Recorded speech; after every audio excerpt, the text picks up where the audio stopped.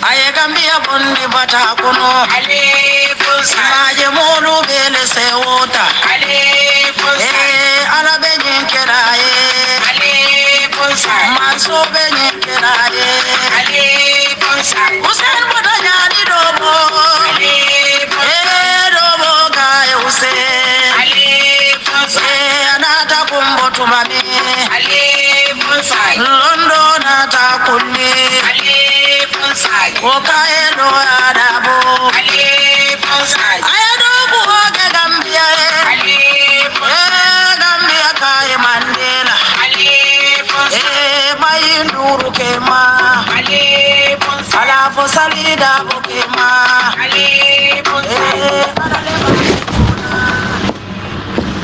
Badiŋolu assalamu alaikum wa rahmatullahi ta'ala wa barakatuhu. Innal hamdalillahi nahmaduhu nasta'inuhu na'udzu billahi min sururi anfusina wa min sayyiati a'malina. Man yahdihillahu fala mudilla lahu wa man yudlilillahu fala hadiya lahu. Nashhadu an la ilaha illallah wahdahu la sharika lahu waliyus salihin wa ashhadu anna sayyidina Muhammadan salawatullahi alaihim wa sallam tasliman kasira. Rabbi syrah li sadri wa yassir li amri wa halul uqdatan min lisani yafqahu qawli. Badiŋolu ngali konton Gambia be momo itoni konton la momo be Gambia banko kan mbali konton na kabirin koyna ka faye naki katon na nin kabirin bolibanna faye naki baralamba be konton na. Assalamu alaikum. Albadi malemo bamba serigne mas kadimu rasul mfelen nata kotenke fonyondi ngo man soto fonga Gambia dingolu kanandi drong molu men no parita pour que felendi woto nalla dunya kunta jembe ko ndro kere kere sikalamba di la president mentil dandan tutaje memon koto kono bati adama baro koto da suba bi mfele bamba mas group 4 bi tenen long subala msafo dronko mbe tembo men dola jang tanal lulu dasata domanding suba dasata domanding bari mbe ate president kondonna membe men na plaso banta faydot president kuto men minambe o fanan kondonna men ketam famati alaji Ousseynou Numukunda Dabo mba fulay babay da suba ko hayra lata balo ketanya di alhamdulillah sayin man satalla tentu sayin buton ko ibe wakil la etamina yo Gambia dingolo ngam famanyol fanan konton men keta balaji Sambu Kanteti na konton bake mfama balaji Yaya Cissé nga konton kalifo mfama ba Moktar Suare Jara Baro Kunda nga konton bake anin mfama ba Lafi Balde nyolo nga nyim fama be konton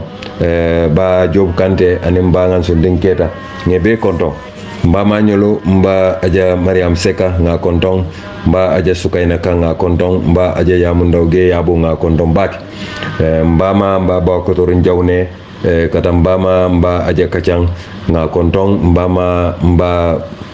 Adam Ba nga fanan konton mbama mba Kombe Job nga fanan konton ani mbama Tomal be nge be konton mbaring lu fanan nge konton bake kabirin mbaring Alaji Moro Balde ba kote nga konton bake mbaring Duta Kante nga fanan konton mbaring Alaji Mamadou Kumfir Cissé nga fanan konton bake Jara Baro Kundano abe nowe anin mbaring ma Alaji Ba Kalilu Drame Imam Ba Sanja Basule Job nga fanan konton bake anala dimbal be na Alpha Balu nkotolu mbewol fanan konton na Alhaji Bajamba Bo Jambur Foot nga konton nkoto mata Alhaji Seku Maje soirée mba fanan konton na bake anen soirée kunda be anen nkoto to malmen bebe soirée kunda nga be konton nkoto Alhaji Ousmane Dabo nin kotol men bebe Jara Burenge be konton nin sutukun nin jason nin dulal be nkoto ma Alhaji Hijinke Kanyi nga fanan konton bake nin koto mfalli mas ñolu katan koto Alhaji Mamadou Lamine du Baro nga fanan konton bake koto mas sankum Baro ñolu kata Jawra Sedikan ñolu Mamma Baro ñolu nge be konton Lamba ñolu nge be konton kotol be nga menu tofo mamenu tofo nge be konton etol ni konton la nga konton diro kere sika fanan nga di mfon la barim mala menketa wandi fa jilen sonkote nga fanan konton bake ne mbarin tomal be mamul fanan ngawul fanan konton mbari musolu nge be konton kabirin nsafo koto bakotorin kamara nga fanan konton bake ngoto aja kotorin Baro nga fanan konton koto aja Sukay nge be konton aja Hawa nga ngotol be konton faydoto o bayrin komen ka fale nyame wala nani nga to fo date mbuka banno yo badi wulu mfelen nata kotenke pour nali kacha kayto findita kayto me ya lonko America la newspaper le moy ka fay ko the New York Times atele mo kayti kuma bati America banko kan mo bele ka karang tubabu banko lu kan America nyolta nan dulal to taring boton Adama Barrow Yaya Jammeh tumi menna afele duniya be bo kangate fananto gambe di wala tul men ya lonko aliye la hamomu mente po wala mo ka carte fay Adama Barrow alisi aliye mira bake nyimmo kulete men ko mayata de duniya Adama Barrow ko Yaya Jammeh anen duniya le kuyata walantin na Gambia mandiya duniya fele buloli kilaka Adama Barrow ka fanan jenketa la mantiling ko Adama Barrow keta mawlati me ya lonko apareta pour ala fawla fankun kulin nafa kamala ye minister mem marta kibaro bundala ka fame ko Ibrahima Silla ya fanan tumi ko biri ya nyininka ay mem foy wala mu nyindi ko nyin tilimbale al menu keta Gambia man sakunda te fenke no la je fo kari woro America la newspaper e kibaro me itanda senata bake ye Adama Barrow jalay ko Adama Barrow a fawla kunkilin nafa kamala ay bulodum wo man sakunda te men tumi ko liye tilimbale al ka banko kan ay bulodu wala bulani ko le sono fom badi Gambian kolu Adama Barrow be manya menna amam mo kumpa Gambia wallahi mo dol be je wolto mo la ko mo may la de wol be la carte o fay la Adama Barrow ne moy kuma foye mo man kuma foye bare alale hakilo to baki alisi aliye mira dingol la samala ndol mambang Adama Barrow to ndolle nga tambinde ndolle nga fasano ni aje nabota nyokoto ake baro anin abe menke kam banko la koto bibi afela mbama wulende Dr. Aissatou Touré ni moru kundal to ay kodi jama badi yala praita moru kundal to nyani nyola ndula koto to pro ase kodo di kamolu sang badi Gambian kolu alenga hakilo to baki badibo e fere molu wulende honorable Jawara kata minister mem marta na wulo kunyalla Lamin Diba ani mansa kunda do kulal be Adama Barrow nala do kulal be man futo sino e dunta badibu Salum Mafon la honorable minister mem marta na tubabu luntan la Gambia la sumba kata mem Amadou Bati o fana be o Mafon la Janjambure Mafon la ay Siaka Jata Sindi je ani Ngagne Touré ani la mo kotanlu wol fana be o Mafon la wol fana nen kodo jama ba ni nata CRIURR base banko kan in tembola ngamuso dol la diam kam wayen ni ko yabat because wo mo kende ba bari malo faka be council of elders le ban fo mon fe montamano na kantora fantumbu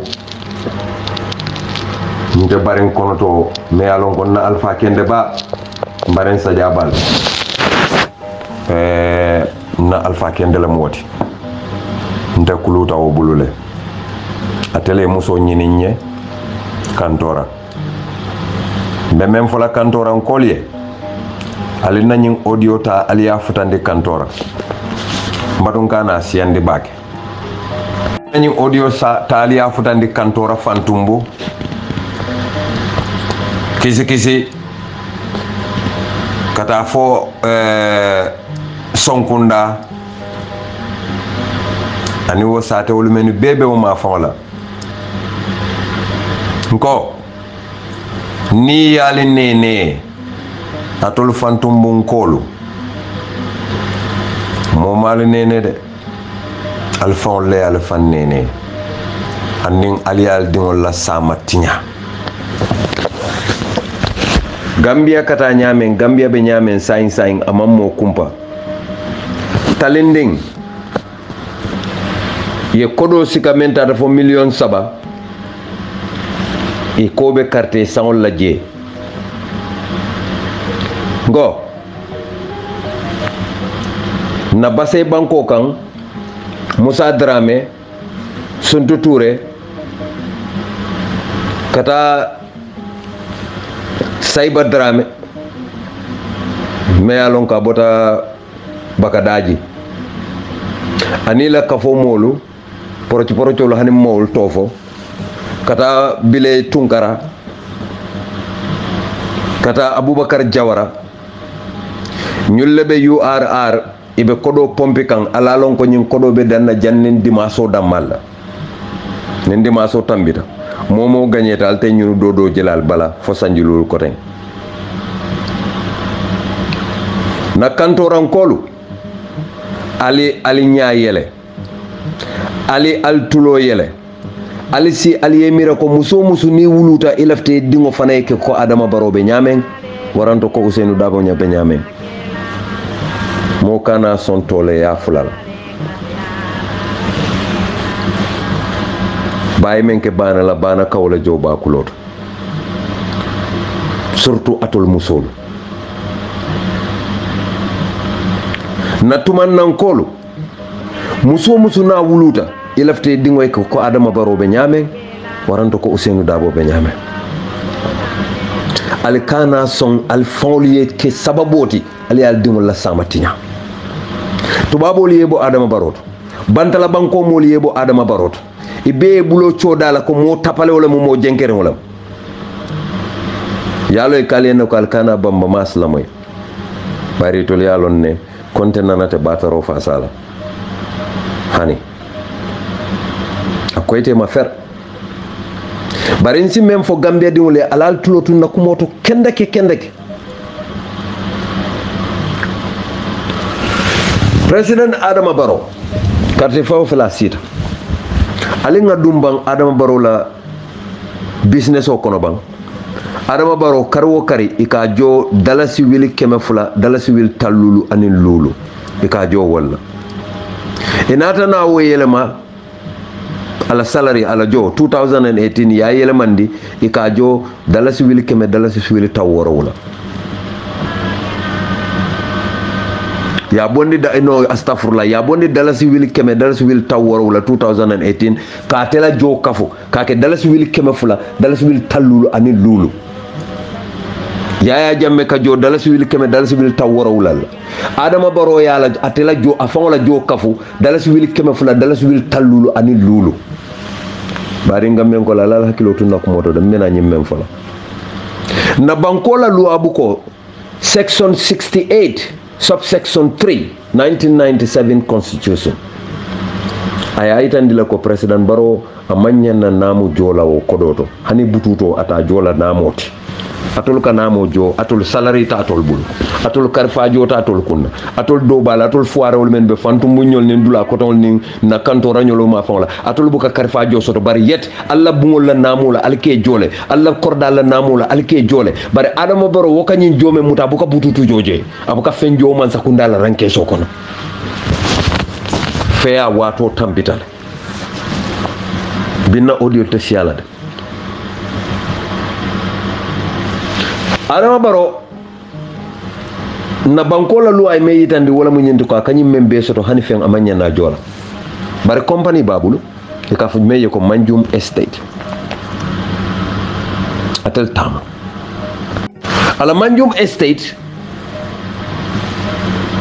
akanamo men joje 2017 President Adama Barrow e dalasi wili taworo wala nin kononto keme fula tallulu ay wala jo dalasi wili say ay wo fanan jo 2017 dalasi wili tannim fula yo jo 2000 ay même be jo abeta rakanyen dalasi wili taworo wala nin kononto keme fula tallulu 2018 ay wili say jo 2018 I will turn him fula jo 2019 I will turn in nani kema fula talulu jo in 2020 I will turn saba ninkilin jo 2021 I will turn in nani jo barbadi wala linga alimbatunde alnana man koronto ni aje kanyim fale nka fale dalile kama bankola luato ni company soto ala estimate turnover ya kafule bay keme fula tan sayni woro wala nin tala 287.5% kabo 2017 kata 2020 Adama Barrow ala estimate ay yelemata bira kita presidenti ala business wala estimate yelemata keme fula tan say ani woro wala anin tala 287.5% ay men soto wili keme fula wil taworo ani woro dalas wili keme woro dalas wil taworo ani wala ay wala soto 2017 2018 wili keme nani 2019 wili keme nani wil taworo wala nen lulu 2020 dalas million kilin dalas wil tan saba nin saba dalas keme saba dalas tan saba anin saba 2021 ñinan saw Adama Barrow la company men soto turnover dalas wili keme nane dalas wili taworo ani woro keme woro taworo ani woro badi ngambenkol ali nya yele nim men sino tay tawtale mo man ñanna mo nene la alal tuloto na kumo ton kana ñimmen falede Adama Barrow la Manjum Estate la fixed tax return anana ma di man sakundala Revenue Department inana ma long Adama Barrow la tax return mu munati pour isa long iba tax la jël bari nala hakilo ba kanyin karo kono birabita IEC de carte fay tundo dulato ila carte fay bunda bato kala na fulo itande ate jelle soto ako dalasi million keme fula Adama Barrow yolof bari dol ko dalasi million talludu ay même for Independent Electoral Commission ni ako moto tanni woro wala babulu Adama Barrow be kala president yalla fa ngaya fula ko moto nanne babulu bar saying ala ke president moto tannim fula ay wala kafala moto ma kita moto tang ani woro bara mo moto da fo de ako ala business account ko no dalasi million say dalasi wili kemelul le bije ay ñine fo IEC bar president Adama Barrow ko ay kodo men bondi ka kenolu sang atata kanyan dalasi million say dalasi wili keme korda saba ay also to kabo 2016 kana sign bar badi ngambian kol alali fanyinin kaba President Adama Barrow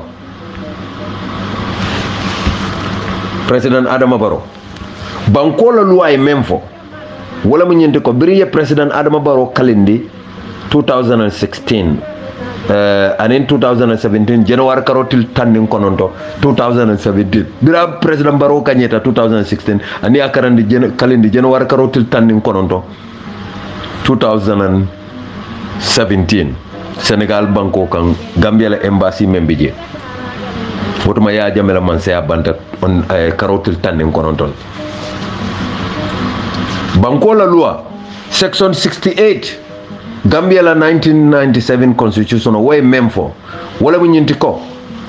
nim president sita aya trabe sila watu men na business ole babulu waram company le babulu waram fenne babulu anyanta o company sikala aya karafa anu naya karafa nyanta fola registry yen kon na company nga karafa bamba masle man do kolemu wala be marle na company la jannente la president yabe ban badin Gambia ko President Adama Barrow ama woke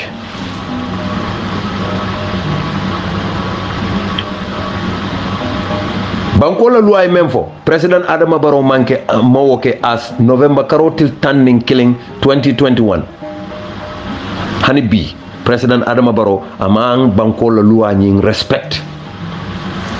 atele tobe manjum estate atele be marlingala a registry be register atele toyala atele ka business o tamandi to nyala mak ay Amadou Sané a barindima anin jaga Sané ay wol sindije bari amang company nying trusteeship ma fa ya dila ya tade bari comme banko la luato aya fo ko ngawol lata wollella pour woliye marala ama woke ala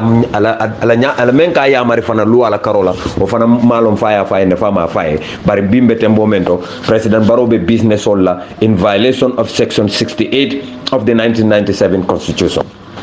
That is a criminal act. Woni banko la lu amanta ando President Adama Barrow be nyimbe ke kan menu ba fasa ka yalo bari be deri ning atra yenyinke inyanta fola registra enne banko la registra même marta compagnie lu men katama banko kan safar bundal men katama banko kan e ka registra dame e ka safe dame ka ko nyim sonta nyina banko la loi sonta pour nyeka compagnie ti anyanta registra la woto le ka itandila ko nga karnen karle ken trusteeship President Adama Barrow ma wol dodoke atol Gambia dingolu albe siring al dingol be bataren do ku tebulu e kanali no may ka faale ko atol mo council of elders lati atol marta nyene la ali ka son lafta ko kilen na nyinin kala alali fan nyinin ka bam nyin momo ni bita carte fayola e fan nyinin ka rolla fo Adama Barrow mo kendelem ba ni ko ha mo kendelam fo Adama Barrow mo nyanta la bang kato ako ni be nyenen biro le quand même fo ni niya soto e quand même ke mankile isa hani fonction no mo ko ne ba fala woto ndela no la won mo men ko ma sifa ko misil me dimo ma nyena la no la wala fo Adama Barrow fa ka même fo Gambia dingol ye keme o keme tan ko non to be ka ke to nyalati bang isa fo fana na hani abe te ke no to nyal because President Barrow ako ate kabula boss ko non tolla akata do ko la wata men bar nga moy le men be Angleterre wol ko man po te ke no la President Barrow ko aka montoro wati woro aka wala ke tato wati woro tato wati sabata nato wati saba anda aka do ko menke wo mu wati tan lulati wato tan lulu ni woro lawo ka mu wannen kilenade tilo mu mo kono montoro wati mu wannen nan labije ni mu wannen kilen boni je wati sabada mala nyanta tulaje Adam Barrow dum muslima dingol ti ba muslima fa muslima nyanta salilale anyanta ko ko tol kala jaaje to ni wo be mu toñati saye fanyini ka nyimmen ka foten fo nyimmen ka foten fo ale hekatu domande fo President Adama Barrow nyantale ngala bang ngani kumo men be fama ni be mo tonya ndanyanta la president Adama Barrow la banka na carte o diala pour ay marantela e se fanni nin kawo fanan na yafo ko hani president Adama Barrow pour ngalala abe anyanta ko leala e se fanni nin kawo yafo president Adama Barrow pour ngalala anyanta ko leala because mome ya lonko ako ate fongo ka faye loyati molu ka ta loya yala anana man loya ya karang anin loyal kata kiti bundato ake no mome yo fofo o monya dalala wala bang safa hani isine fanyi ninka fanyi mola mati me alonko akilinta bang wo hani so sorte woto ba fala hani tilinwa ma oke because nyim president biringa be kala president ti amam men soto birana ta ke president ti nga bunjangol je nga fengol sifal beje anda ma fo moya ka ko do bondi dame ando ala joma aussi woto tilinku o ta la karola frank isina ne fanyi ninka fo nyin manu nyin mo si jikino ala fen karafa ma bang safu ha mo si fen karafa no ma because mo li la kordal karafa male aya tamandi business bar wo mo business wala karolalti bar wo be mo si fen karafa no ma nga banko fanan karafa male tonya ko la be keri bar kele manke banko kan yo wo dalilo ka mo si fen karafa no isina ne fanyi ninka fo Adama Barrow fo ngan mo ngan ya senen mba ka soro kele bang dolu ka bulo kundu ta tongolto dol ko man aka do maka soro kele bayre nala interest o kan maka moto di mola ka kordal di mola ka fon di mola ka million di mola bar o mala interest o kan net so nyim is 50-50 fo mo la mati me alonko adankene ata bang ngamo yalal de ako dankene ala karolan si son sa fo no dankene ata because ngamo yalale fo aba fa dalto ba mudum fa ba sonno moldo photo nyalam ba malon bare president Adama Barrow ngamo yalala ko ate president Adama Barrow ako ana da ko nya opposition kari etata dula kari nyanta wulal nyanta nyene kala na ko man kay ko el hakilo tenkul ku kilin si wa fo bi ninte boyta ni election woto wolum na kay roti nim boyta dron isalam ka na kay romol yalla de kala ko dola ala yalla mam be eteto o ala le ko disinota yaji so nyin karolan zafo no ha molo mati me alonko dankenata ala foje budum faba daldo faba sonno molto ala damale wolon mota tumino la wala oton zafo no asonta ala la soto la le ota dankenata bari nim president Barrow lota fo motilin ni wolem bang wona mari natana lo akwatul Gambia dingolu alla dingolu menu be tubabu du imam ke mo barka malti o president Barrow le dun nana kallo ako tubabu du dingolu na de wunta otumo e ka wolle kumandi ka fo yalim ma koy kolbe kole yaren fay mo do to fa ko Karem Touré ma bunya baake kabin kolbe kole yaren ni akole yatan tel bul watu wat mi nga kumandi aka respond e ka fay Karem Touré na kol ka ko man ko rosira ko do mantin anu lafta mi to kala nyami ade keno ko lafta la nyami ko do ko wolu ngol ko mo le ko alta dula kara le 40,000 taji ya e adam moylen aliyen ko to buro moylen ako wolu wobe tubabu dule de ayo kumandi akay ko do tembulu yala wodam male tof son si wodam male set skeno sero de bari tol dol ni nganta fa fa ani me kumandi o sedo mo alalte bari ñin don wo sedo mal fon le tal fon le tulo ba fon la ko biray Karem Touré kumande o kay ko alta dula kare le dalasi wil tan nani taje badi ngambian ko ni wonata lo ako ntol mu kido juuto samato le ntol man kumaya ntol de fenti alban fon le nyanta lo nako president Adama Barrow man jara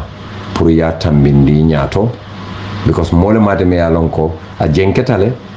mole mate me alonko palaso nyin kamala jarta e fengo bela ay kuma kamol fo mole me alonko asi molu filindi Gambia dingol te tonya jela o dalinga hakilo to baake nyin carte fayoto e sila fi Adama Barrow la nyawo nyang wallahi lafte faw la katambati momo nte lafta balaji usen la nyaw nyal lafta mfaw la katambe balaji usen nante nte ka kuta mfaw bari njikita ko bi menu be banko nyinin kan te fe a telefona ya ke ba ya soto a telefona ya hikma soto a telefona ya balafa soto a telefona ya londo soto a telefona ya bata soto a telefona sa lonno ko nyin te tambitani membela nga bute rol soto je nga tulu kun sol soto je nga presin soto je nga sutiata sayala je woto manyan na feala nyin na batata nyin kunnala pour ka nyini andu gambe dul fele lata ne ya dinna wo kammala mbe gambe dul be kanyandila ndam mo fi sayandila moti alisi ale je mira baki moma bata men kunna buka mata fente de adam baro man bata nyin kunna bayra fa ka be sirina ala nata kay man afel malom fay malay ko ki bam fo ala fa wala jitana banni adama nyaay ala jende ba nyin kala be nyaadi la because ndana na maji bara ko be sirina ala fa nata man adin fo ala bulola di ala bang ba fo ala bulo so fa mo fa wala fa butum fo malay ko le adunga bulo kono ba malo bara ko atebe sirine ala nata man adi ala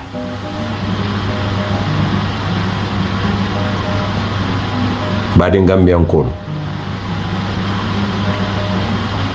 alen son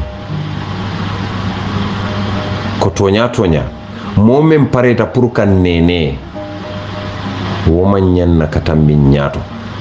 andon adama ya fali enne ya lonte ko kelen adam baro isa ko nyawnya abuka femmabo na de unta dura ka be fon imamu ya ko fa bakar to bonjol nyaata kay ko UDP jamfa ngi fasa ay afela UDP jamfa iba fasa kan sai fana lota amam til sabo si fana lota akwali ko nte president adama baro fana lafta sanji mu wonne kala president yal sanji mu ako ya jamme sanji a jaware tan sabake ya jamme sanji mu wonne sabake ate fana be sanji mu won kala naate fana mbota je do saya not tal salon ko nyimman pare pour kata sainde sanji tan lulu nyaato aka wala mira not sanji tan lulu walantinna banko la constitution dalasi million keme dalasi million tan ani woro aya be fay nyamo kono badi Gambian kolu ñina be kala na audio la bande na mira to woto mbatre andila lafta pour allier si allier mira bak lafta pour allier si allier mira bak modole diamota ndoma fabula kola mba audio pile la ya moy ngamera wol munna elarar ko lelti so fabu sane ta kala ke kan da fo dal ya san tan gambe politiko ke kan da to kono de san gambe politiko mu sukurol de gambe politiko ke kan da wato mo me ya de me besire fabu mo la gambe politiko ke kan da wato da fabu sane ngol ni ya jambe to na fay nyo kan janne abe banjunu be kumbe kay fu jam wara be banjunu be sere kunda ya na sane ya jambe ko killing ngol ka fay ne tan mbota kay fu jang mbedu na sankande ko danke ite fabu kilimo eni lo drive for flishiro na o baadi mbajo kunna ko flishiro nyin because ite bugo albu go jo ko dila me adina wanyanta kaniyo wat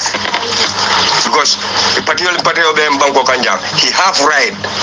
fabu comme alla mbi gale right men so ka alla mandate ke aishi ya mandate men di alla albert radis regionne yawnda sana fo wade kade patio be o mandate kilo la soto altina da janne MPP mdol UDP ngol mbeja UDP moto be la dar jang bari mo moto tan inshallah patia president ta kundu alla ko mboyo kono yawnda sana because mladna make malla fe fitno la banko kan yawnda sana ndol la silol be bota banko la kan be fata banko na kay be banko dumale yawnda sana ndol sonna di mbay do nyim banko na bani ajat la di mbay do nyim banko na ika fo bota kiya yesi tamanga kiya yesi ngote because ni mo kiya yesi ngote ta di mbadu na kiya yesi la and wit la fa di mbadu do kiya yesi la because you got MPP la moto kono le the whole day ndebe mono kan somanda demena lo ada banyanta kadun jaw ala la man sabato tlata lo ndebe lori mono kan birin somanda so janni lo ada bo kadun jaw ino around 3 o'clock ndebe mono kan fa bu la moto ay tambi sabala ke tambi nan you understand na tambi o tambi ndo gol ka fo be hata kilale nka fo ala abula fa bo man ke ngitla ko wakati nan ka fo abula de bajo men be moto kono bajo do ko lebe lori ndefe mano kanje be jamba dongola ya faamule so ni nara bajo ta mono kanje be ta kata to nyi na fanta nyi yat na bajo me alo ha mala hakilo tamande nada bajo la moto tanga mala je nga bajo lipaje bajo la ko ani bin to kan naw do ko mala lipa ya onda ya jele badin gamme ko la nga hakilotu fitino mambete ya fitino abuka do ko wulu fa koto andon president Adama Barrow balanga molu jeje wolu say wolu nyina ma yele manya sangarata bake yaje ngando ma fa bu mo yabe diamola e ma Adama Barrow to fa e bake mesenyol to fo baraman Alhaji Mamadou Sané to fo de yalla mo bu ka taw mo e bu ka taw e katele marial bari fabula ko mbuka o fo because nga ndowla mo malla fi political la natema bari nsinyi itandi Gambia dingol bela ko sayin political a tun falintale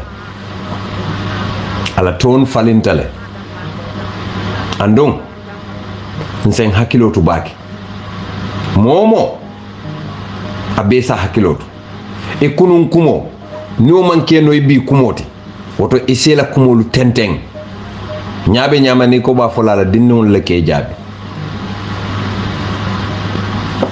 Adama Barrow Gambia la kero wala asabu usen da bo be mai tu ada se buje woto Gambia kon badi bon kon asalon ka fofo abe loya ado ko sanji tannani ani saba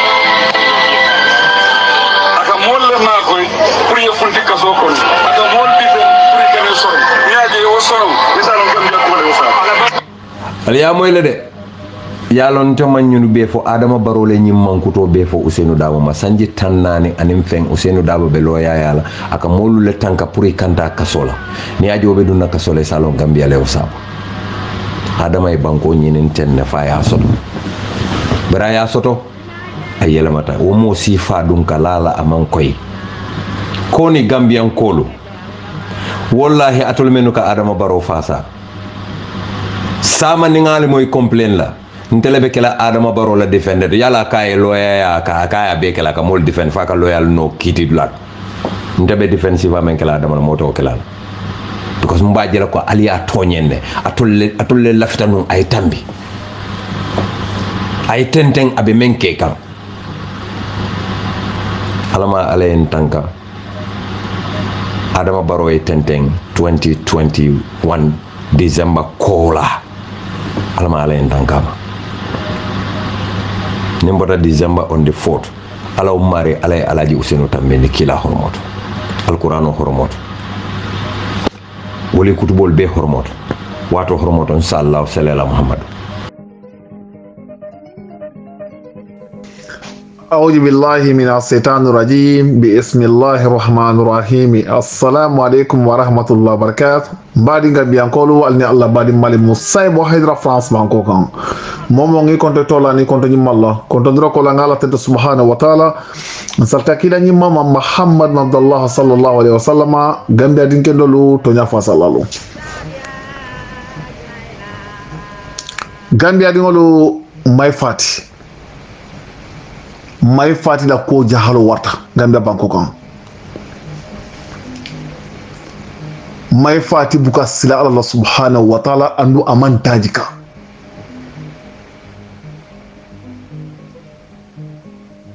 Gambia ngol dajika nyimma wole ka hadama dingo ke hadama dinti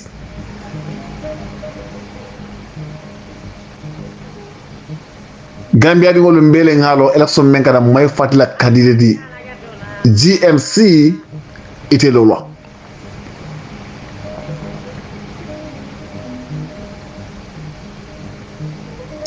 Gambia ngolo alfalo njon kafkata may fati wala korda kono sinya saba ikaja maye pour maye na UDP mbenga la nyoka nyimbanko boni ngata ngokono may fati be baladine abi kanjala be sosorola Gambia ngolo may fati buka bala kensen non Gambia ngolo may fati criminal lem mo kurumba bankoni kurungole mayti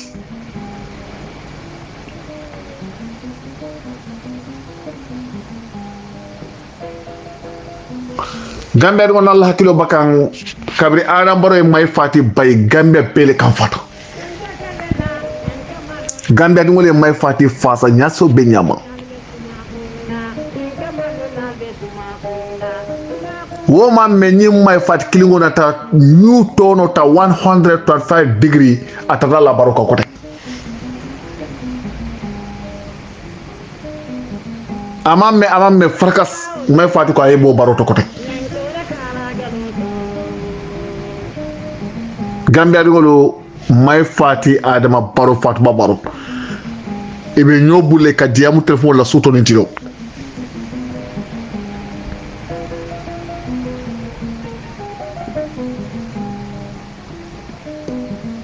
may fati banko di kurungolem amam bitia Gambia dingolo nyimmo sifa ka fasa society ko amam bitia e kana malule may fati yallo ne lekson men kana bukalo ni may fati Gambia banko kaw amala quartier tien may fati nyanta dal yudi pile ngani banko bondi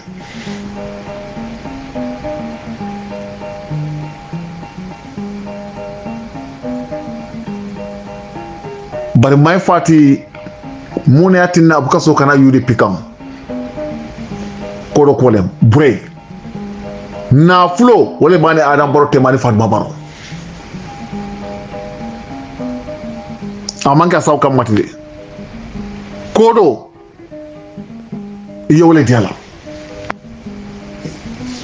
by my fati nyine mu ila last things to political kono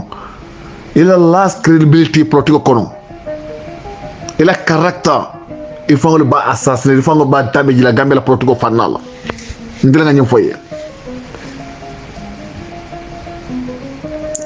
yanda mansa tallale tam harma di wotande andi kambe fo jakona bemu wuliyati ma fati idab ko to nya fo lafta Gambia lafta bemu wuliyati e nyaabe banko la be jahannama kono nyanta kadla nga banko bondi itebe mu yanda la kanja la fanya kan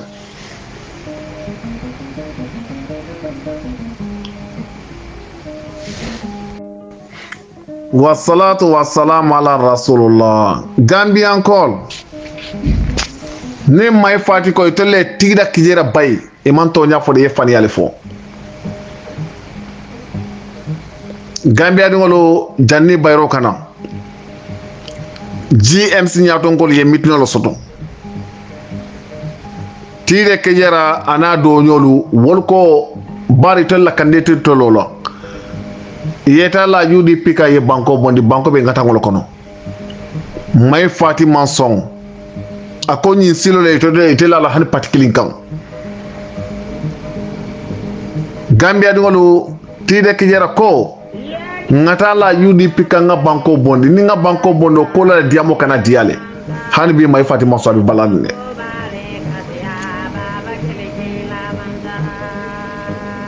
Gambia dingolo o mitino ko la may fati nata mitino ko mandi ko tek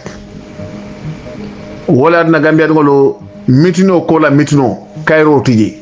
jamfale bi janu buliya ilo mitino ko la may fati mitino ko mandi ani mo dantan ni sita may fati ko nyanta ñu baylat nak yeti yaki yarta ya bay ani modo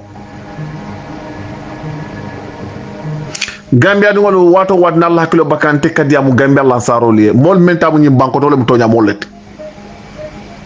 Gambia banko adiata meya koyata meya mandi ko le tamu ñi bankote andu ngani kuma kango men fonita da dunia dawde batar lajele exactly be wol nyama France jang kabila do be ja wole tamu ñi bankote England abije America abije so soro toto o Gambia fara de something mandi ko le tamu ñi bankote wala na lungolu nteka wosi madingolo ko ale nyomu dal ke kilinti na le nyomu dal ke ta kilinti nyim banko siro ta marla la yo amtenen ndeka tonya le fasa nakaro be dawde ndati je hanna jatta nyola tonya mbasa talal may fadi tida kijera memu madin kati ngod Gambia la sarole ma nyaabe wulu banko la be tumbun kanne wala na manso atata la UDP ka pour ka banko fundindi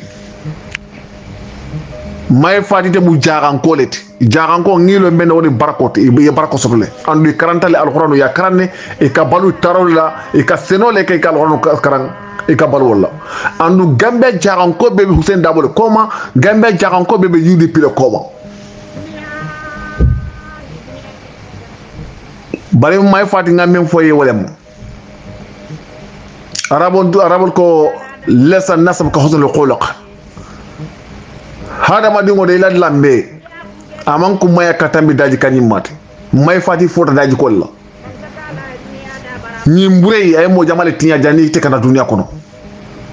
may fati be fala le nan dilan to bukati mani dunya kono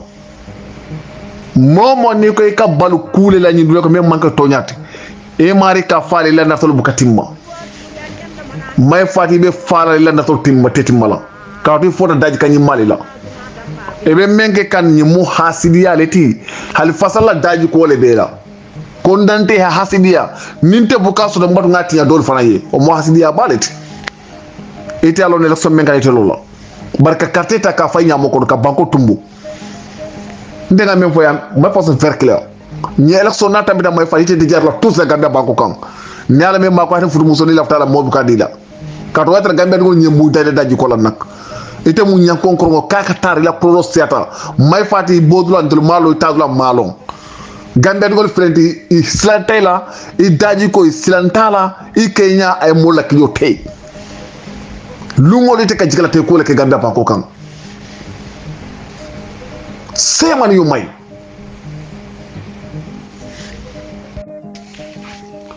wa salatu wa salam ala rasulullah gambian kol may fatila maño atomo may baleti ñi may ba ya tola Hussein Dabo la musole ma may ndur gambia ngolo may ba flolem ala wulal botal la menne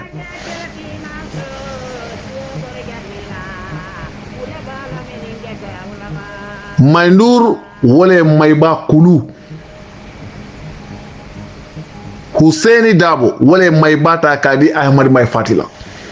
wole may fatila mañoti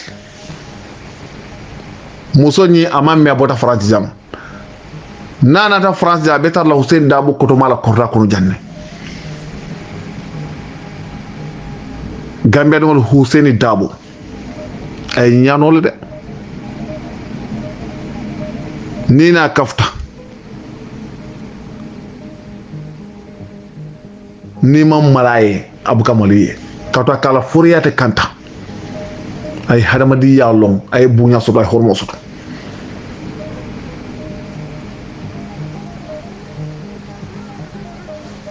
amanda o damala de may fati be ñu loya menna may fati be ñu loya ya menna ala ta ko la Hussein Dabo wala karandi loya ya la ka tilindis la kendo ka inna siratal mustaqim Gambia ngolo may fati dunda masibo jamale kono Gambia banku ko kullo kono jomale ama ko ka boni wala Hussein Dabo Gambia ngolo Hussein Dabo ameta ka Gambia ngolo fasa nyaso be nyama to nyakande kabrin 1981 kureta kete mo jamal ta ka sorom Hussein Dabo mo jamal bel ay mo jamal funtindi ka sokono ay mo jamal kanandi sayama fisre walle ya tawnte yalem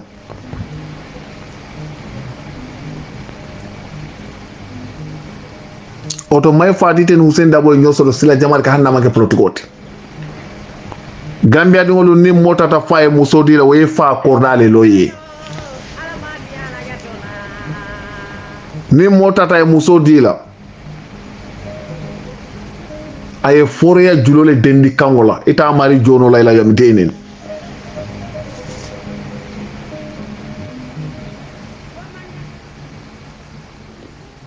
may fat denga men sodo ka foye eketa kunna diamo eketa kunna ko ya moleti ni kunno diata nyin tembo nyante tetala UDP alkamol kuman yena UDP pour ka banko bonde may fati ni manke hasidoti iyandana la UDP le ngani banko bonde bari be hasidi ali la isi so wala ke batande e mangi mo kendati de may fati hannite tata la barole kan election membe la barabe bolale bari may fati buñani hormo hadama digol fango ke o si famma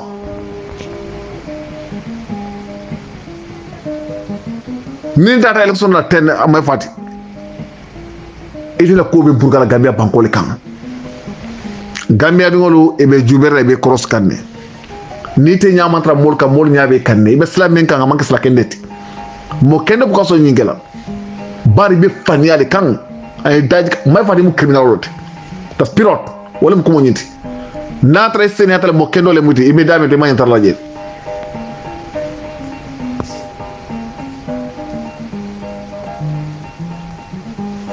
tira ke yera me yalon ko Gambia lansaro le mandi kati ngolem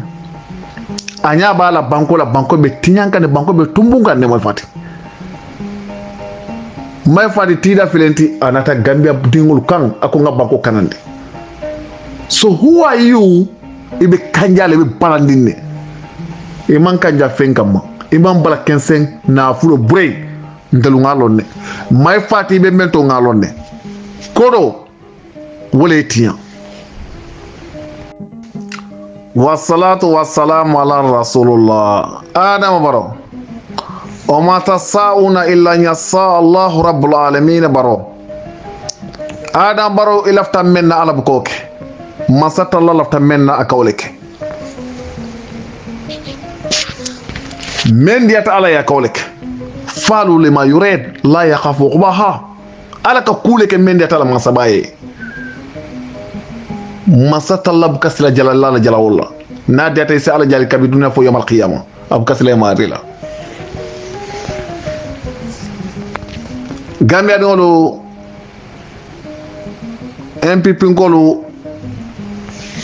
e muruta tata basi kotek kuma kangol men ka boyda kuna manke kuma nyimata manko kuma kendeti banko ye na dino man wala adam baro nyin kuma kangol buka mo keno mansati e mo wole long adam baro kullu hizbin bima la de fare won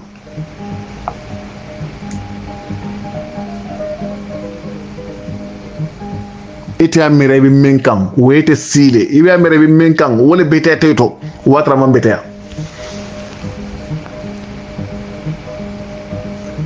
kunna kuya diale moti adam baro December fo mbole kono next week nyim banko be falinale lokunna la biznillah subhanahu wa ta'ala Gambia do nyim banko batata sanji tallulu ni feng dunya kata nyato Gambia ka buru komo Gambia dingolu batata e ngaybata e halakita banko me yalo nga ma 2 million si hani bi dula do banko ka ji seno nge buka soto kami konko be banko dingol la boro mantra loptano kono banko man tanka e ka Gambia dingol tay ke facile kan e ka tay no mo foi la wala bol ko ke faje like dog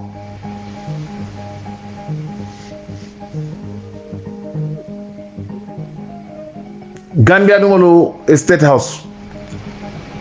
banko la bumba banko la Cordoba Senegal ngol ka ji tanka Palaso be State House kono Gambia la ami buka singoloje abem Senegal ngolet ni mu Cairo leti Gambia dingolo ba filenta ya be wa fi China solla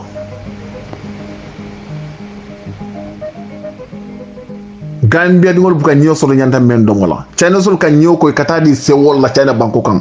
China la sewol wala fi sata Gambia dingol jomale wala kan jomale nyilla Gambia dingol ko le madam borto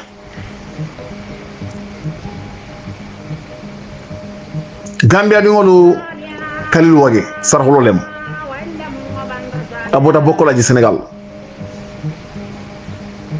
wala kan marchandise onati Gambia banko kan manu tulo jabo pompitero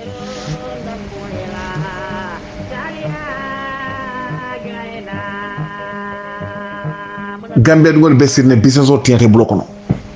baro banko be wafi ni mu dankato leti ni mamarka wole kana nyati li Gambia dugol la kote ka kafo kale banko dina ngasi al kunto ngali haraka kote saji tan kote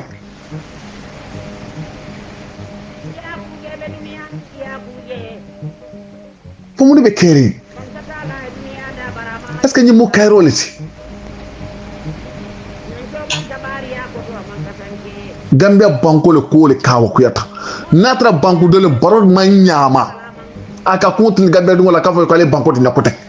mom be yalon ka sita wuliya de kan sanjilu nenono kuma so bari fo na baro dango jele nak ala lono table kanyi banko sambala hanno faranta kanyi banko sab faniya bukamalu abuka la kango kanta wala kanal kanko da ko ali sanyi lu na eske sanyi tang ngasi al kunto nga hali ali halak kotek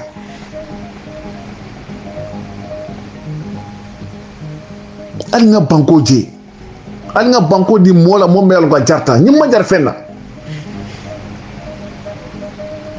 ñi mu konkoto leti ñi ngana sembola wato men be nyabala na dimbaya ibe halakne fo nga be busto biji bebe nyabe yel domor ke foy kono fata kene nyati Gambia ngo nyati ngole ka foy quoi fende ben tele bulu ndel nga dépasser sur fon kono fata ndel nga fen sur le fon ka fundi kadi mo la banda Gambia ngo est ce que nyimu kayrol wolle kanal lo Gambia ngo nyati lo ka foy ko ale mandat ne ko ngasi al kunto ko tek so mo ne be keri même be Gambia banko manke protigoti Satan ani masata lal be nyola Gambia banko le tonya ni fani be nyola Gambia banko kan borna ni masakunda manke masakunda te gangi kafole criminal compagnon le wala nyola nyoka la tani banko tiala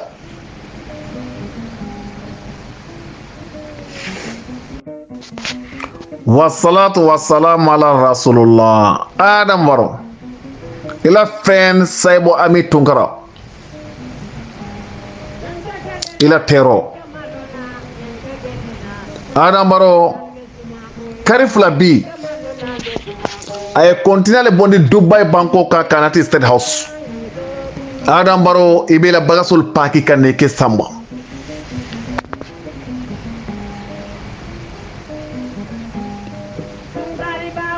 baro membe kol kono telu ngalonne ikela mol nene comme telu fanan ke nene nyame ite alon lakso membe nala insha Allah rabbi tala barabi talal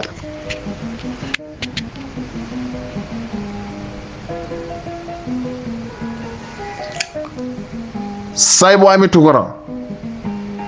ninga baro muta dawda bete fala jele Gambia banko la tinya manke ko meter mu nyaton gote almantra tonya kan albi faniyali kan Gambia dum ala baraka assalamu alaykum wa rahmatullahi wa barakatuh Bismillahirrahmanirrahim be satio alfal kontonna be alkalo kontonna lamin marong imam bakari sanyang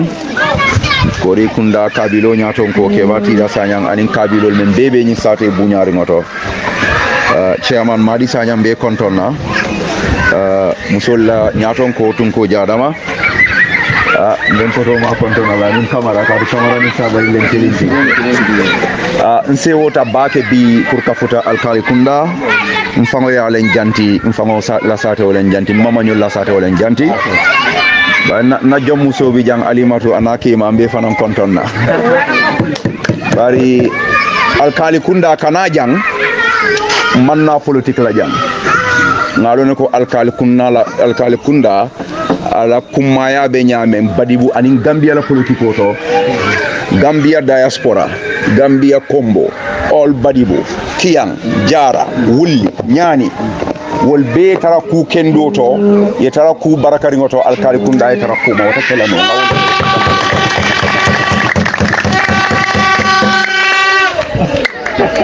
banko jam fantungol be la nyaton ko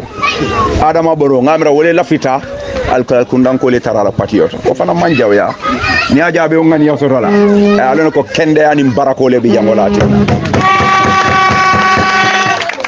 bari baroma mellon wolen ko badi bun ko wol dana ramantara ku furi ngoto barola patio barako tije adun ta ko kuto alay barako bondi yede wata alkal kunda date tan ko woto adun asela finin sate wala nyaawo nya mbama ko le akone jari kanu jari me kanu nyinan sa ya buka baale to ase ko baro salon ay ko yama lew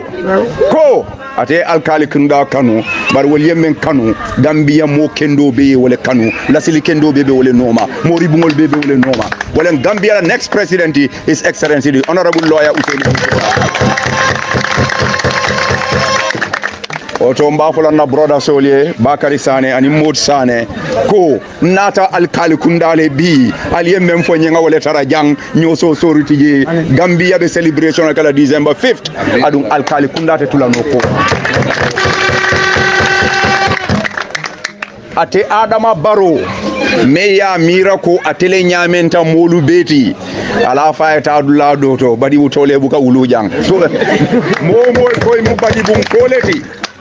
alansaro le muiti ikoy be NPP le woto alqur'ano e yamar men na sadato e fana bulata o sadal le kono wala ne bulata borno bari NPP musoliye donki lo men laaja ngamele ko baro turobe fala turu kurmal adu nim badi bun kol seno ngawono le de nin lafta fengo fen turo e fa o turobe fala le Adama Barrow le nata jang ay danti alaji Ousainou Dabole to yala ko abe wala kelola badi bun kol la ta tang iman carte fay Barrow ya fay his excellency alaji Ousainou Dabole Adama Barrow kabiringa binajang anin kuruwole nata dunta alfal kanga ko alkarte o fay nyembe sila sangi saba nga constitutional deda nga bankula luwal deda ngam fonyo sangi sabo sita e munefo ako adiata membe jam for 2021 akiyata membe jam for 2021 banko din kendolu wulita iko Barrow la hido timmandi sangi sabanga wala fa ay muneke Adama Barrow manke turu kendati de alla hin donkilo wonyanta futal television to turu kuru wala mbadi mbatro Adama Barrow manta millionol ay woleta atata moto sangala moto me yalon ko jikando akabe wala fayla Gambia dingol kan dol mu Senegal leti de tumbo men ka jikando fa yatondi wala manke wangoti bang Adama Barrow mu wangoleti wotale men fo kutale kuma ale toñale fo Adama Barrow mu turukulu wo turobe fala nyim banko kanne o Adama Barrow kilingo wole nata ke mansa nunu jawoti kabiringa nata na tiyol mam beteya na manol mam beteya na sarol mam beteya na njangol mam beteya ani tubabol la industry tourism o famo kasarata julburu industry be tinyata ko wango kola tumbuju male ka tinyaroke kuntingo Adama Barrow mu walti sa kuntingo Barrow ma kola kuntingolen Adama Barroti ay fengo fen taranyim banko kan be kende aring aya tinyale aya kasarale aya murundi komale barasa lonko ntol lañin kunko men pareta ka sene ntol te pasila kuntingo kamune kala mbe pudarole tara nga spray nga turo fanyi banko adu nga lonne ko badi bunkoli o tamansero tandile kiyankoli ya tandile hana fango be jikiding menna bolon kono URR kabo wulli kata base wol be atandi Adama Barrow le koy malla fala ibe menno ma be carte fayla meye wala his excellency the honorable lawyer woto Barrow be damen nal fango ya lo miro membe Barrow bi tilola hani domandingol men ba koma ibita taradula nyini la katu Barrow jiki la tetale moment tata fofo lota ka foko ala ganyiwa yani sayale la o mo kilingol wulita ko ase keno nim fota fa wolen na kayroti ya no reko woto mome ya lonko ate fongo anala morol meye listikaro kae e kae ko sadate nyim boy wala Barrow ko se boy woto mo kana ifantu yi wo malo kono wayi sa imbe menkela wolen momo ye badi ngo soto ware kanun te ware teri me ya lonko abe nyin keren kafo kono abe nyin turu jaw kafo kono dukare al ngati e bondi alqur'ano de yamarala de kitabo ko ku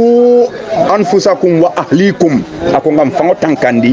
anin mbadi ngol woto momo badin kilimbije fula lokin kilina tutaje de momo ye badi ngo kanu ilafte kanun te wala kana malu dukare alngate bondi baro bala katu baro fango le jikila teta afango dale ya foko nyin ko bantale sabe alale mutala woto alngam badi ngol bondi Adama Barrow altoliye kule ke Adama Barrow e ali alla carte wole di ala ali mansa yandi ali alla kodo bondi alla poso kono ali alla namo di ala min sanji lulo kono ni akasabi ndela do ko man sakunda wala budget and economics ni akasabi dala so mafo million de billion keme ali wole dundi man sala aranke so kono dambiyan kol be ka namo men jo bar Barrow e be sama nan alkali da jam bank ay jile dundi jam bank alla kuran ko topotole bank Barrow keta kerengole ti ay tiya tungo taya busi tiya tiyola alla namo beta tata bunjangolo la manka mankunda dala si million muwan Adama Barrow ay bunjangolo wala manka mankunda bar alkali kunda fo ninke o fato le football soto Barrow bulle ba ali jesi soto Barrow bulle ba wotal be sonnale Barrow ye na du nyin sate o kona carte o sambang ka do dam mal kitabul je kana ka dale si wulikilin dila yela carte ke sota soma yo ke carte o ta dungila ay ke falota be sonna wala le ba ko Bob Marley ko emancipate yourself from mental slavery none but ourselves can free our mind al tambita wala le pour kerem kapo mul alalla carte fayran kayto ta aliya mara aliya tanka bari mbe menna badi bo alkal kunda alkana son kere yedun jankana carte sangola di janker ete dun naje sali kenye nyama maye dunje malo vitamin tole badi bu carte o sanna woto lata wala re woto nse finti nimmoli e kacha katu wada bo fero da malta Adama Barrow bulu sai ajikila tetale mo nana maje man sakunda membe siring wol kafo ko IEC wol mantiling nana maje opposition ole ka wuli ya foko IEC mantiling bari man sakunda way pisalo lem way Adama Barrow bara pisal ta nyawonya asita carte o nyini dula doluto badi bunte sako alkali kunda be for nyamen Gambia la tariko to Gambia la politiko la tariko to safelano e man badi alkali kunda fo jewa alaji se husabali na saba manso ababo ta nyin sate wala ko ite Gambia la politiko tariko fulano imang aja kutu fono wa ala mani mani kafar kala ko to Barrow bita dula dole to abita carte o nyini la damen bari alkali kunda wonte ko ni fanne ne muso ni la wato sita to nyaka fole wa bari alkali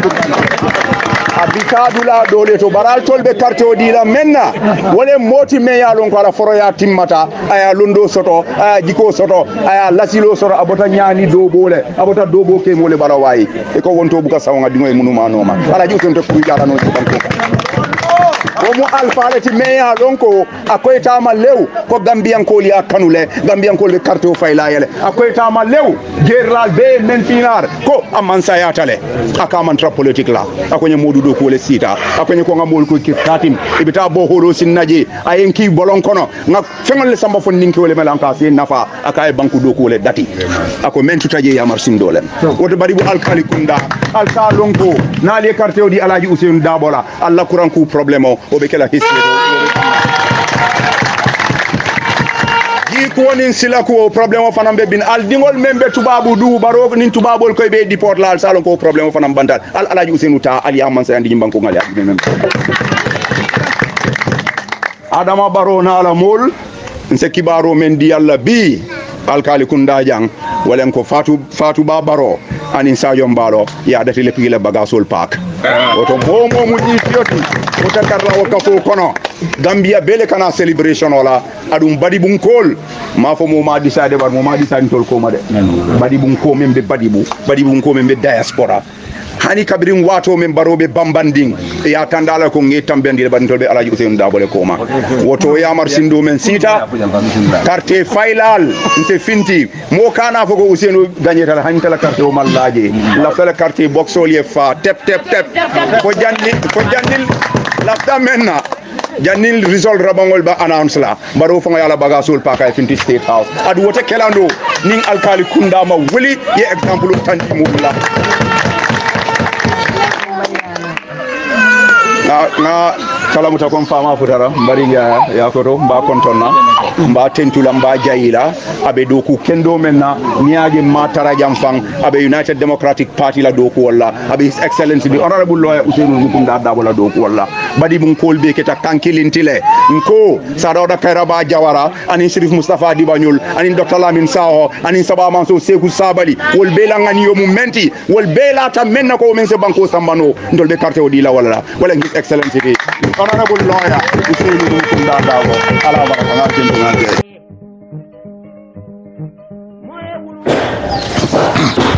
Auzu billahi minash shaitanir rajim. Bismillahirrahmanirrahim. The Right Honorable Fabakar Kekendo Tombon Jato Jata, the Supreme Leader Alhaji Yaya Abdul Aziz, James Junkunjame Babeli Mansa. Dunia wo kauko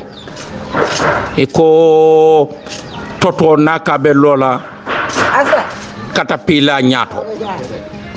Masih boleh muna Ahmad Ba isabari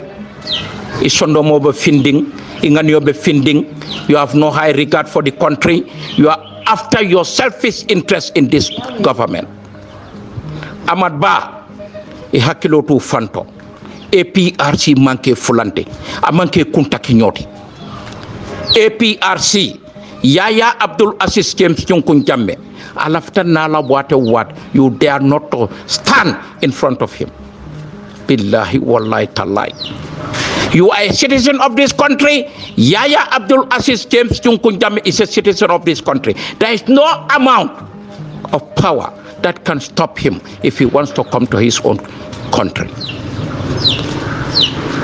You are a selfish interest minister inside Adama Barrow government. You dare not. You never like Adama Barrow. Billahi wallahi ta'ala. Your deputy, what he said is true. Sa deputy lungwa moy dega. Yo musulo buga. Yo musulo buga Adama Barrow. You are just there hypocrisy pinky panka why you dana seret rek nga fi nekke. Yow sa NRP already jay nga ko already. Nga buga grip NPP from NPP militants. It cannot be possible. Sa hypocrisy dumuna hedge si NPP. You are just a loser and you will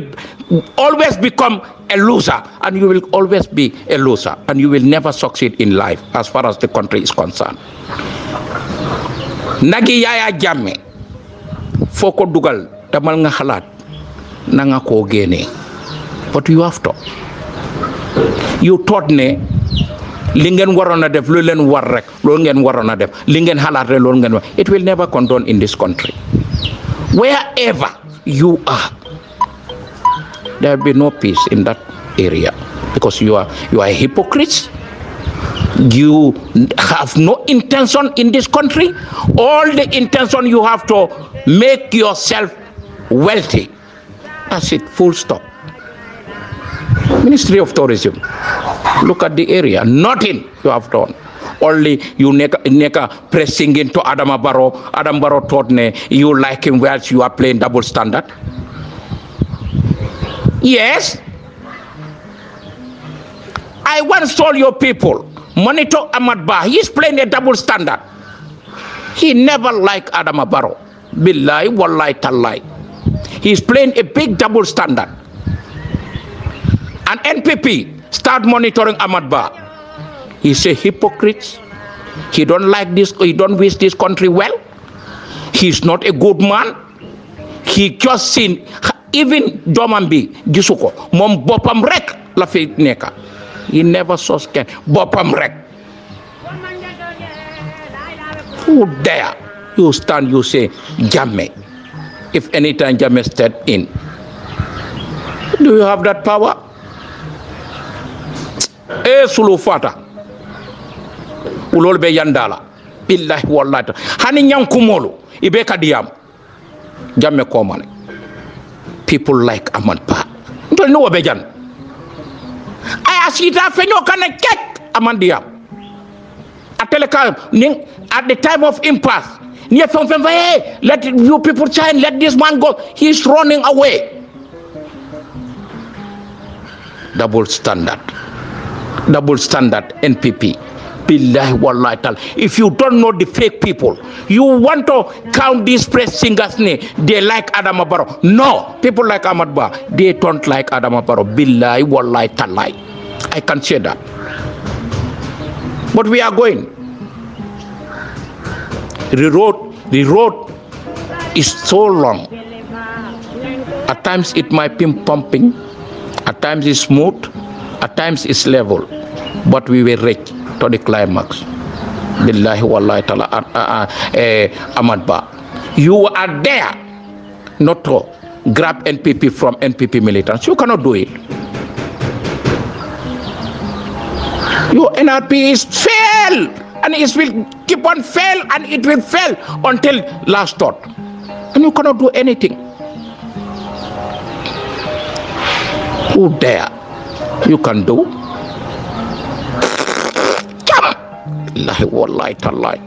Al si mol fano kono wule wala la fang. Imo façon lo. Ine carte na banko fango. Pour nga unite fang is going to be difficult. People like Ahmad Ba, the Kurk and Kurkes and Kurkel in this country. Why?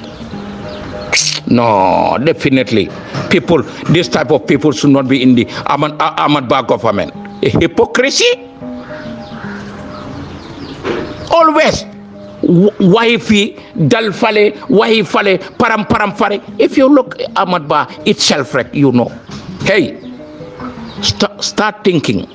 how you are going for those cows in Ganda.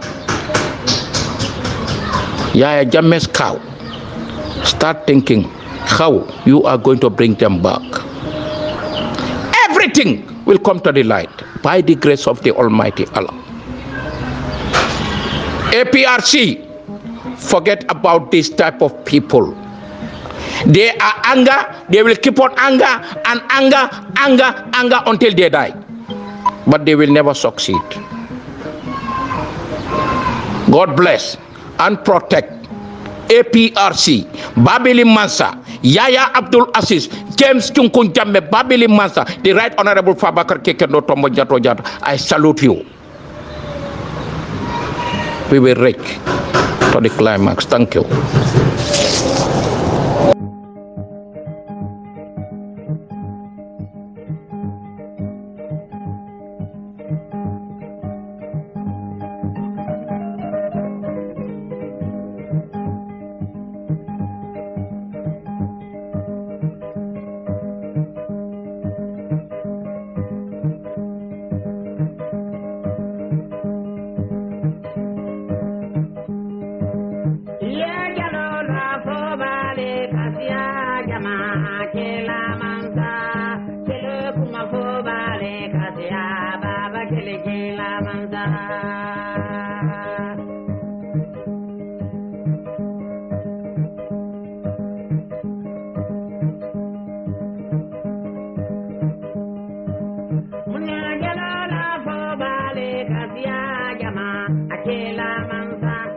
Akela kuma fo bale kasya jama kele kela mansa.